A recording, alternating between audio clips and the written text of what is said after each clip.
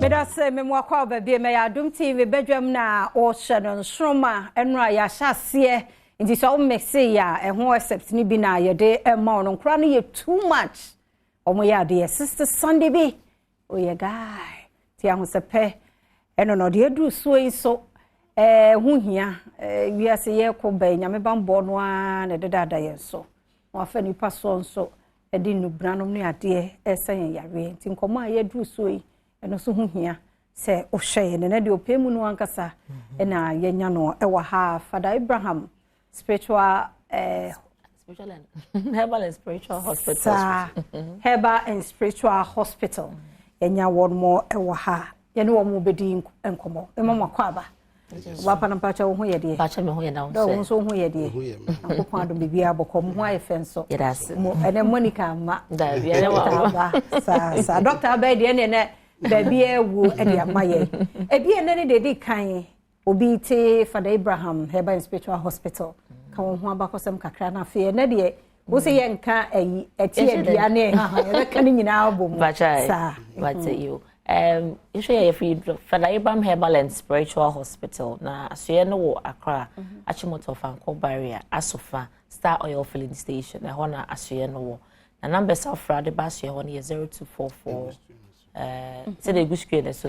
enti number safra de baso ye hona ne no ya pomudin komo no se ye hwe ya rebi ara na titu ye ta ye ya hrawa no ya hrawa ya homie ni nyina no e fa process bebre ya lungs no yes ya lungs no ana how bebre etai bem obo na onim se okoba nyina na ya rie aba besue ni lungs me na hrawa no e na afen so no ye koba bi obo na ye ka digestive system no eduane edi koyemu se ye dru whatever koyemu no ni nyina afam fidie mu ye mfidie na ye friend digestive system no ana how ewo mu nipa bebre enimti wo wa na ye se wa hrawa ne nyama nyina asei onso ne o makase enketwa mfidie beka ne se ye system ni mu nyina ana ya rate mi ba ne se enti ana eha ye homie ni mu because hrawa no fam frama na o ha digestive system no so problem abem ebo na ye se nsuo ejinejine mu ana se tubes ye ka se tubes na ne se ye fa se droben na frama efemu ma ohome no so na esisi afi ye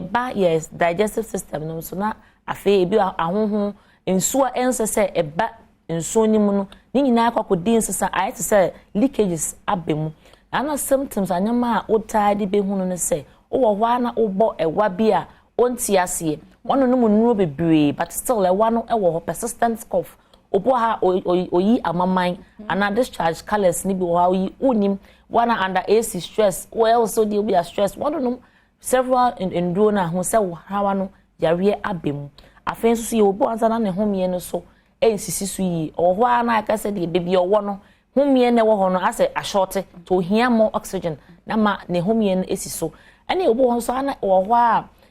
ono ankasa wonya position bi a otaida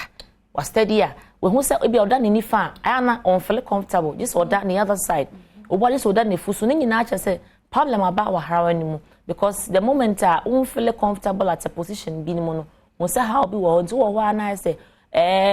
kakrauti sharp pain bi wo ho ati mi twon se de obi a se de nunu na ekọ and out that pain wo ho a mo se infection a ekọ na eba enye persistent but otimo se bi na week no utimi experience that pain na mo se there was a problem there and I feel so ne say anto bo ana na hrawa ne tanya infections bebre and at the moment no so ana yare about digestive system ni mu na afi untimi nya kese ye obi ana naturally no kese ye ni ne ho but utimi ho say say na at least we have family ni mo kra na mo we nipa anka mo wo body kakra but wo say wo so tia na yetia entiasie enimu no ni nyina ye o digestive system infections ni mo aba besue di pedue ni mu enti na de kofa by Dr. Father Abraham Professor Dr. Father Abraham actually say edua wanso aye de sasa yare no eye ensa kura dua eye ensa kura na ye nima edonum ye koko edonum ye ensa ye palm wine ni nyina na edua ni mua ai fruit na nkasa na edua ni no ye de sasa yare do bo ana ni de na ko ene se tuberculosis ni nyina a wa ye ketekete na aka bo so timi phone to the extent na afi na ne uhuna ribs bones ni nyina esiesi sa ha no ene de wo na aye gas basa basa bona wo huhu wo hwa na ekọ wo hwa na wo hu ni nyina ewa yedibesi ana je mama ene enti eno no na ye lungs no ene ye hwe ne doctor no ankasa nso ewa ha nsamna hodo daye de Destiny helper no ni ade ni nyina doctor na ankasa ewa ti ye mo akwa ba mejo so me na ye nim se nuo no nsamna no wo ho nti ye hwe de bia so etumi ye okay ene na kan bese me fa duro so kakra nso okay ya hwefo ai eye white anase syphilis anase gonorrhea yare bia ehaye but ehudin dura yenya free aduane mu no senke nipa ni da ho a kebebo mpa kubedwan ye se onipa wo pe kubedwan a ne bo okora anye den okope kubedwan ya aduane ne wo mu no onipa ko no on blend aduane no but aya on fa nsu a ehote enka ho no afei otwitwa no a blend ne kama na onchi mu obenya mreke bi wo onya sa onya ai afei o bi on friend blueberry se de no aha eno so on blend e no so na yemfamfra na afei on pe titigene no betin ba ko pe ese odi bia titigene nketwa bisa sa na fa onfa anka twade nketwa no eno so onfa ba kwa na mienu ni nyina on blend ade obechi wo wie no wa blend we na wie no na afei wa mix ni na ono full glass ba kwa no pa no bu ha wono mu a ne ho bedwire ne kakra because enoma bi e be free no ho no onsusu se o yare won ho sa obi bia nsewanse ogugu na se anaso ofesi sa syphilis betima ma otiri tutu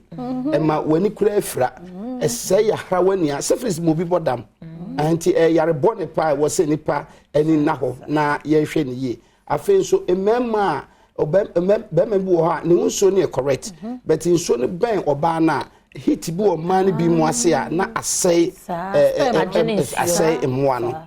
nipa na eba be from 19 message say memman so a mu akwaboa nso ntimi mutimi nom man so mu sa problem so mutimi nom afa nkosua no eba ohawa nkosua ne de enyin sen wo ba na ohaw ba ho a eno so na aduro kese na ma kire no so bi obefa bia no emre ni nti metwetwetwetwetwa so wo ye bema na afa obu okro ba ho a onya spam na se ne ho nsane aha na se ne ho nsuo ma no on the odie nom just a day na hwe ne besi just one day pe and we na make na just 5 days no na problem be e wo hu bia no say we are 5 days we benom no for 5 days sa and almost so a omakwaboa na say wo for mentime won no de one kra a week na fe wasa hunu doctor na wa hunu baby esi kube kro na echi hono no aye tugu no kube dwan na make ho asemi yo kube yi fresh we di edwan na duane no na me kire we ne hono no a ye tugu kwa no obi a wuta mutugu kwa no asthma obi a wo asthma bia a opese ase entu ne hia se wanya wo e papa ewo e papa wodi bubu frampa na se bia mode chinkohwe wode toso a ehia na wadane no na ni nianwe se bia moto enhye na ense pada na fa fra ewo ne hia se wo ne papa ntu ba so ne so na after so ne so adene ayapa obeyam na epada na esum no ano ai o de to na hye kama obubu ne nketo a na de to pan ma ehia na odane no na hye kama aha na afei o de wayam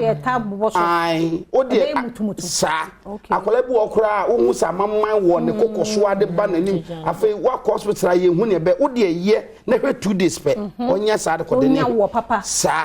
sa afi omu so akoteko ha obu akoteko ha no omu se da nya hu aduro emfa mani pa ko no koteko tim se koteko ese no aso obi obewu bi ni sa no ma no ompe nwa konko ayato atwene enwa konko yi ayato atwene no no omfa mani nsuo no fa se nsuo keke no keke ebeti akọ keke ebeti akosisi a nti nipa ko ne fa ebeboa papa ene de oni ye wie mra na aso keke ye enough odo bo number no so bi ne bia no me bo numbers no so na me chase spiritual soaps no so egu adwaman so e duminu e 12 ye wo de daye ye obo na ne hyebre abefo nsam ne nyama bebre obo na okwa ade ho a ana obre ni ho nya no wo fe numbers na 0244 37 1695 0244 37 1695 and answer 0559 114122 0559 114122 spiritual soaps I bobo so for the spiritual soaps ni na so e hope na obi no kra ye nton bo ba bia na obi amfa bia nkofre tie na ene ye mfa mu nsi ha ya da mo ase do nyame hira pa nyame hira so we de ye natural ayi no de amaye titie ni ye wanti akọ Facebook ko play ne back ne tia na number no na wo ho no frɛ doctor utime kwa na tena ye ho nso am ye sure say ono obedi nkomo one on one time ni wo mo ewie wo ha fo front so wo ho twen sese ye ba